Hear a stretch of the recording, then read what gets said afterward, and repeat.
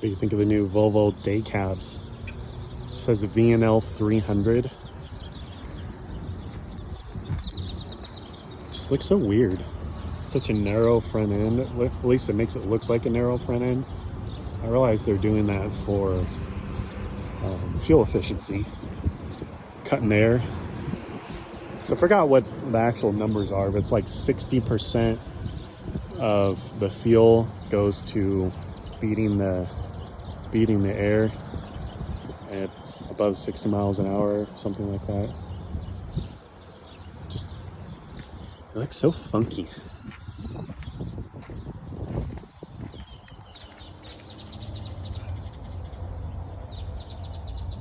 This is obviously for Pepsi. I'm sure they buy them in big old lots and then have them sticker them and everything before they leave.